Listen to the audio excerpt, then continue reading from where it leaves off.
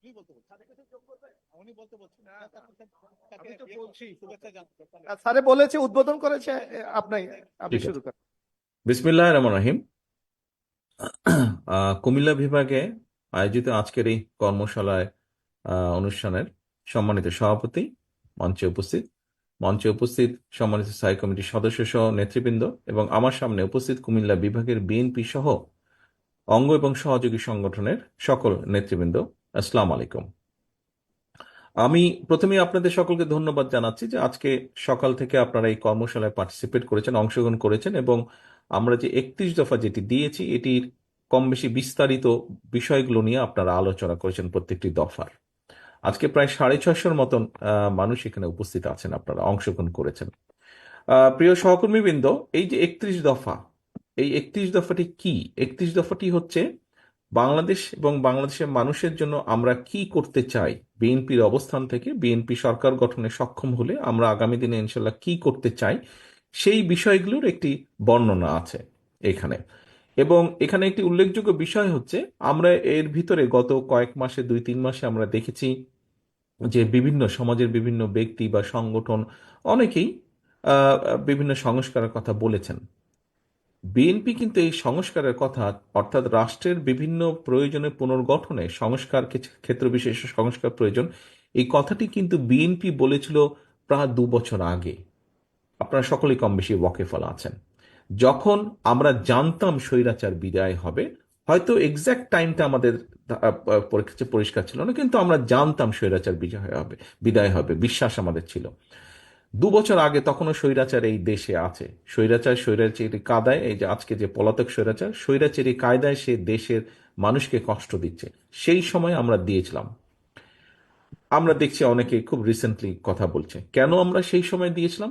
কারণ বিএনপি সবসময় দেশ এবং দেশের মানুষকে নিয়ে চিন্তা করে বলেই কিন্তু 2 বছর আগে, যখন অনেকেই বিশ্বাস করতে চাইতো না যে স্বৈরাচার বিদায় হবে, আমরা সেই সময় এটা দিয়েছি।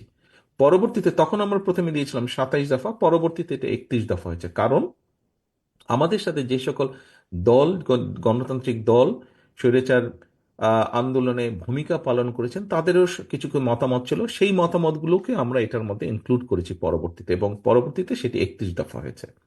এখন প্রিয় সহকর্মীবৃন্দ, আজকে 650 মানুষ আপনারা এখানে সকাল থেকে বিকেল পর্যন্ত আপনারা এখানে আলোচনা করলেন, জানলেন, শুনলেন, বুঝলেন, সাথে নিয়ে যাচ্ছেন, আপনারা যা অর্জন করেছেন জেনে গেলেন। কিন্তু এটি তো শুধু এই ঘরে রাখার বিষয় নয়, বা ঘরে রাখলে তো চলবে না। আপনারা এখানে আজকে যারা উপস্থিত হয়েছেন, আপনারা কিন্তু প্রত্যেকেই বিএনপির প্রতিনিধি হিসেবে উপস্থিত হয়েছেন। আপনি সেটা ইউনিয়ন পর্যায়ে থেকে আসেন, জেলা, থানা, যে পর্যায়ে থেকে আপনি আসেন না কেন, আপনি বিএনপির একজন অ্যাম্বাসাডার হিসেবে এখানে উপস্থিত হয়েছেন। অর্থাৎ আপনি যখন ফিরে যাবেন, মানুষ কিন্তু আপনাকে চিনবে বিএনপির নেতা হিসেবে। এবং খুব স্বাভাবিকভাবে আপনার আশেপাশে পরিবারের অনেক সদস্য বা আপনার এলাকার মানুষ কিন্তু জানে আজকে আপনি এরকম একটা অনুষ্ঠানে এসেছেন। আপনি যাওয়ার পরে যারা আপনাকে আজকে পাবে অথবা যারা আপনাকে সাথে আগামীকাল পরশু দেখাবে, আপনাকে কিন্তু জিজ্ঞেস করবে যে ভাই, 10 তারিখে যে আপনারা অনুষ্ঠানে গেলেন, কি হলো, আপনারা একটু কি জানলেন, কি বুঝলেন। আপনাকে কিন্তু জিজ্ঞেস করবে আশেপাশের মানুষ আপনাকে। এখন সহকর্মীবৃন্দ, আপনাদের দায়িত্ব হচ্ছে, যেই কথাটি বলছিলাম, দয়া করে এটি আবদ্ধ রাখবেন না এই ঘরে। আজকে যে আপনারা জেনে গেলেন, আপনাদেরকে নিয়ে আমাদের এখানে বসার উদ্দেশ্য বা লক্ষ্যই হচ্ছে, আমরা কেন্দ্র থেকে আপনাদেরকে জানিয়েছি, এখন আপনাদেরকে এটা নিয়ে যেতে হবে পরবর্তী লেভেলে, এবং এইভাবে পরবর্তী লেভেলকে নিয়ে যেতে হবে তার পরবর্তী লেভেলে। কিন্তু এটিকে দেখভাল করতে হবে আপনাকে নজর রাখতে হবে যাতে প্রান্তিক মানুষ, আজকে এখানে আমরা শ্রমিকদের নিয়ে কথা বলেছি, বিভিন্ন শ্রেণী পেশার শ্রমিকদেরকে নিয়ে কথা বলেছি, আমরা শিক্ষকদের নিয়ে কথা বলেছি, আমরা ছাত্রদের নিয়ে কথা বলেছি, আমরা মহিলাদেরকে নিয়ে কথা বলেছি, আমরা ডাক্তারদেরকে নিয়ে কথা বলেছি, এখান থেকে লয়াররা তাদের মতামত দিয়েছেন। অর্থাৎ সমাজের প্রায় সকল শ্রেণী পেশার মানুষের বিষয়ে আমরা আলোচনা করেছি আজকের এই সারাদিনের আলোচনায়। আপনাদেরকে এই মানুষগুলোর কাছে যেতে হবে, এই মানুষগুলোর কাছে পৌঁছে দিতে হবে যে এই হলো আমাদের 31 দফা, তার মধ্যে এই আছে। 31 দফার এরকম ছোট বই একটি আপনাদের প্রত্যেকেই দেওয়া হয়েছে। এই বইয়ের পিছনে কিন্তু অ্যাড্রেস আছে। অর্থাৎ এই 31 দফায় যে সবকিছু তা নয়। আমরা বারে বারে বলেছি, প্রতিবার বলেছি, 31 দফা কোনো ধর্মীয় গ্রন্থ নয় যে এটিকে কোনো রকম পরিবর্তন করা যাবে না। অবশ্যই কোনো প্রস্তাব যদি আসে, কোনো বিষয় যেটি বেটার হতে পারে, বেটার মনে হতে পারে, বেটার যেটির পসিবিলিটি আছে, আমরা অবশ্যই সেরকম প্রস্তাব গ্রহণ করব এবং সেটি অনুযায়ী আমরা বাস্তবায়নের চেষ্টা করব আমাদের সুযোগ সুবিধা মতো। প্রিয় সহকর্মীবৃন্দ, মূল লক্ষ্য বা উদ্দেশ্য হচ্ছে দেশ এবং দেশের মানুষের জন্য কিছু করা, তার জন্য একটি লক্ষ্য ঠিক করা, পরিকল্পনা ঠিক করা, এবং সেটি হচ্ছে 31 দফা। এবং পরবর্তী মূল লক্ষ্য হচ্ছে মানুষকে কনভিন্স করা। আমাদের একজন নেত্রী এখানে বলেছেন, একটি প্রস্তাব দিয়েছেন যে আমরা কাউকে যদি কিছু দিয়ে আমাদের পক্ষে আনতে পারি না, সেটি আমাদের সেটি অনৈতিক কাজ, সেটি আমরা করব না। আমরা যেটি করব, আমাদের আদর্শ, লক্ষ্য, উদ্দেশ্য দিয়ে আমরা মানুষকে কনভিন্স করব, আমাদের পক্ষে আমরা নিয়ে আসব। কারণ আমরা দেখেছি কিভাবে ডামি ভোট হয়েছে এই দেশে, আমরা দেখেছি কিভাবে নিশিরাতের ভোট হয়েছে এই দেশে, আমরা দেখেছি কিভাবে ভোট ডাকাতি হয়েছে। এবং ভোট ডাকাতি, নিশিরাত, ডামি ভোট, এইগুলো যে দেশের কোনো ভালো কিছু করতে পারে না, এটি প্রমাণিত। আমরা চাই আগামী দিনে দেশে একটি জবাবদিহিতার সরকার শুরু হোক। আমি সেদিনও বলেছি, ইউপি চেয়ারম্যান থেকে শুরু করে দেশের প্রধানমন্ত্রী, প্রত্যেককে জবাব দিতে হবে জনগণের কাছে, যা প্রত্যেকের জবাবদিহিতা থাকতে হবে। আপনার পরিবারকে দিয়ে আপনি চিন্তা করে দেখুন, পরিবারে একটি জবাবদিহিতা আছে বলেই কিন্তু পরিবার ঐক্যবদ্ধ থাকে। পরিবারের মধ্যে জবাবদিহিতা আছে বলেই কিন্তু পরিবার এগিয়ে যায় সকলকে সাথে নিয়ে। সমগ্র দেশটি একটি বড় পরিবার, আমাদের এই পরিবারের নাম বাংলাদেশ, আমাদের পরিবারের ফ্যামিলি নেম হচ্ছে আমরা বাংলাদেশি। কাজী প্রিয় সহকর্মীবৃন্দ, আমাদের পরিবারের মতন যদি দেশে জবাবদিহিতা থাকে, প্রতিটি স্টেজে যদি, প্রতিটি সেক্টরে যদি জবাবদিহিতা থাকে, আমরা এখানে কম বেশি আপনারা যারা আছেন প্রত্যেকেই আপনারা কম বেশি পৃথিবীর ভালো ভালো দেশ গিয়েছেন, ফিরে এসে বলে আহা আমার দেশটা যদি লন্ডনের মতন হতো, আমার দেশটা যদি আমেরিকার মতন হতো, সিঙ্গাপুরের মতন হতো। সহকর্মীবৃন্দ, সেই দেশের প্রত্যেকটি যারা রাষ্ট্রের দায়িত্বে, সরকারের দায়িত্বে থাকে, সেইগুলো প্রতিষ্ঠানের প্রত্যেকটি ব্যক্তির জবাবদিহিতা থাকে জনগণের কাছে, এবং সেই জন্যই কিন্তু সেই দেশগুলোতে ভালো কিছু হয়, যার ফল দেশ এবং দেশের মানুষ ভোগ করে। আমাদের ইচ্ছা, আমাদের পরিকল্পনা, আমাদের প্রত্যাশা, আমরা দেশের মানুষের কাছে একটি জবাবদিহিতামূলক সরকার গঠন করতে চাই, যারা জনগণের কাছে জবাবদিহিতা করতে বাধ্য থাকবে। তাহলেই দেশের সমস্যার সমাধানগুলি করতে সক্ষম হব আমরা পর্যায়ক্রমিকভাবে। সহকর্মীবৃন্দ, আরেকটি কথা উল্লেখ না করলেই নয়। আপনারা প্রায়শই, আমি প্রায় প্রত্যেকটি অনুষ্ঠানে এটি বলেছি, আমি আপনাদের সামনে আবারও সেই পুরনো কথাই তুলে ধরতে চাই। পুরনো এই জন্য, কথাটি হতে পারে পুরনো, কিন্তু আমার কাছে মনে হয় এই কথাটি বোধহয় সঠিক। দেখুন, আপনাদের সাথে যখন আমার দলীয় অনুষ্ঠানে বা বিভিন্ন জায়গায় যখন কথাবার্তা হয়, তখন কিন্তু আপনারা একটি কথা বলে থাকেন যে বিএনপির উপরে এই দেশের মানুষের, অধিকাংশ মানুষের আস্থা রয়েছে। বিএনপির উপরে এদেশের অধিকাংশ মানুষ আস্থা রাখে, বিশ্বাস রাখে। প্রিয় সহকর্মীবৃন্দ, আপনাদের কথাটি সঠিক। আপনাদের সহকর্মী হিসাবে আমিও বিশ্বাস করতে চাই যে কথাটি সঠিক। কিন্তু এই যে মানুষের আস্থা, এই যে মানুষের বিশ্বাস আমাদের উপর বা আমাদের প্রতি, এটিকে ধরে রাখার দায়িত্বও কিন্তু আমাদের। এটিকে ধরে রাখার দায়িত্ব কিন্তু জনগণ না, এটিকে ধরে রাখার দায়িত্ব বিএনপির একজন নেতা বা কর্মী হিসাবে দায়িত্ব হচ্ছে আপনার, যে আপনার উপরে মানুষ আস্থা রেখেছে। এবং এই আস্থাটা যদি রাখতে হয়, তাহলে অবশ্যই কিন্তু আমাদের কথাবার্তা, উঠা বসা, চলন বলন সবকিছুতে এমন কিছু থাকতে হবে যে কারণে মানুষ আমাদের উপরে ভরসা করবে, যে কারণে মানুষ আমাদের উপর আস্থা রাখবে। আপনার উঠা বসা, চলনে বলনে যদি এমন কিছু থাকে যে কারণে মানুষ আমাদের উপরে ভরসা রাখবেন না, তাহলে কিন্তু ক্ষতিগ্রস্ত প্রথমে আপনি হবেন, পরে আপনার এলাকার দল হবে, আপনার এলাকায় যারা দলের নেতা করবে, এবং সামগ্রিকভাবে এটি হচ্ছে ইনফ্লুয়েঞ্জার জ্বরের মতন। ঘরে একবার ঢুকলে যেরকম, একজন নিয়ে ঢুকলে যেরকম সবার হতে থাকে হাঁচি কাশি, ঠিক এটাও এরকম। সেই জন্যই সহকর্মীবৃন্দ, আমি একটি কথা বলেছি, আপনারা প্রত্যেকে বিএনপির অ্যাম্বাসাডার বা বিএনপির প্রতিনিধি।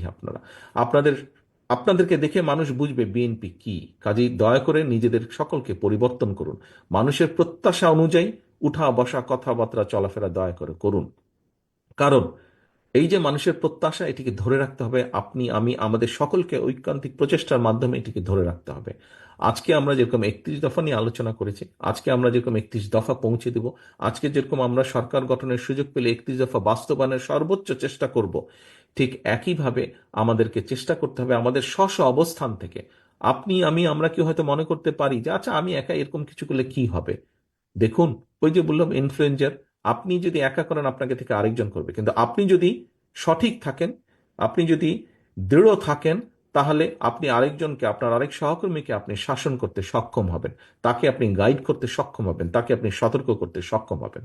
সহকর্মীবৃন্দ, এখানে অনেক মুরব্বীকেও আমি দেখতে পাচ্ছি আমার সামনে বসে আছেন। সকলের কাছে একটি কথা তুলে ধরতে চাই আমি।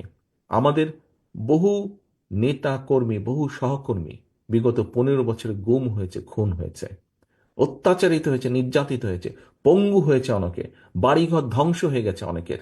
কিন্তু তারপরেও দল ছাড়েনি এই মানুষগুলো। কেন? একটি বিশ্বাস নিয়ে। সেই বিশ্বাসটি ছিল জনগণের অধিকার প্রতিষ্ঠার যে আন্দোলন সেটি সফল হবে, সেটি সফল করবে, এটির প্রতিজ্ঞা ছিল। প্রিয় সহকর্মীবৃন্দ, এখানে আপনারা অনেকেই আছেন। আমি সংক্ষেপে আমার কথাটি তুলে ধরতে চাই, হয়তো প্রত্যেকেরটা আমার জানা নেই, বাট আমারটা কম বেশি আপনারা জানেন। আমার বাবা শহীদ রাষ্ট্রপতি জিয়াউর রহমান এই দেশের জন্য কাজ করতে গিয়েই ষড়যন্ত্রকারীদের হাতে শহীদ হয়েছেন। আমার ভাই শহীদ হয়েছেন বা মারা গিয়েছেন ষড়যন্ত্রকারীদের অত্যাচারে। আমার মা দেশনেত্রী খালেদা জিয়া, যাকে এক বাক্যে আপনারা প্রত্যেকটি মানুষ এখানে চেনেন, ওনাকে ষড়যন্ত্রকারীরা শুধুমাত্র দেশের পক্ষে থাকার জন্য, দেশের মানুষের পক্ষে থাকার জন্য কিভাবে নির্যাতিত হতে হয়েছে ওনাকে, সেই বিস্তারিত কাহিনীতে আমি গেলাম না। কাজেই সহকর্মীবৃন্দ, বাংলাদেশের বহু পরিবার, বিএনপির বহু পরিবারের কাহিনী কিন্তু এই রকম। বহু পরিবারের কাহিনী এবং আমার পরিবারের কাহিনী একই রকম। বহু নেতাকর্মী আছেন যার বাবা মারা গিয়েছে, মা মারা গিয়েছে, এই যে অনেকেই হাত তুলছেন, বাবা মারা গিয়েছে, মা মারা গিয়েছে, স্বজন মারা গিয়েছে, হাত করা অবস্থায় তাকে জানাজায় যেতে হয়েছে অথবা জানাজাও পাননি। বহু মানুষ আছেন, বহু মানুষ আছেন, এই যে অনেকেই হাত তুলছেন। সহকর্মীবৃন্দ, আজকে বিভাগীয় পর্যায়ে আমাদের শেষ কর্মসূচি, আমরা এরপরে জেলা পর্যায়ে শুরু করব। আমি শুধু আজকে কুমিল্লা বিভাগের নেতাকর্মীদের উদ্দেশ্যে কথাটি বলছি না, আমি সমগ্র বাংলাদেশে ছড়িয়ে ছিটিয়ে থাকা আমার লক্ষ কোটি নেতাকর্মীর উদ্দেশ্যে কথাটি বলতে চাই। যেহেতু আপনারা বলছেন দেশের মানুষ বিএনপির উপর আস্থা রাখে, আসুন, বহু সময় নষ্ট হয়েছে, স্বৈরাচার অনেক কিছু ধ্বংস করে দিয়ে গেছে, এই দেশটাকে তারা ধ্বংস করে দিয়ে গেছে, এই দেশের মানুষের ভবিষ্যৎ তারা ধ্বংস করে দিতে চেয়েছিল। এখনো সম্ভাবনা আছে এবং সেই সম্ভাবনাকে যদি বাস্তবায়ন করতে হয়, মানুষ বিএনপির দিকেই তাকিয়ে আছে। বিএনপি হিসাবে আসুন আমরা মানুষের সেই প্রত্যাশা পূরণের জন্য আমাদের সর্বোচ্চ দিয়ে আমরা চেষ্টা করি। এই দেশের জনগণের অধিকার ফেরানোর জন্য আমাদের সহকর্মীরাই জীবন দিয়েছে, আপনাদের আরো মানুষ দিয়েছে, বাট আমাদের সহকর্মীদের সংখ্যা বেশি। আমরা যে মানুষগুলো গুম হয়েছে, খুন হয়েছে, অত্যাচারিত হয়েছে, নির্যাতিত হয়েছে, আমরা রাজনৈতিক দল হিসেবে যদি বিবেচনা করি, দেখা যাবে আমাদের নেতাকর্মীর সংখ্যাই সবচেয়ে বেশি। কাজেই যেই দলটি এত অত্যাচার নির্যাতন সহ্য করেছে, যেই দলটির এত মানুষ গুম খুনের শিকার হয়েছে, শহীদ হয়েছে, 60 লক্ষের মতন মানুষ গায়েবী মামলার শিকার হয়েছে, সেই দলটির কাছেই মানুষ প্রত্যাশা করে। সেই দলটিরও উচিত সেই প্রত্যাশা পূরণের জন্য নিজেদেরকে প্রস্তুত করা।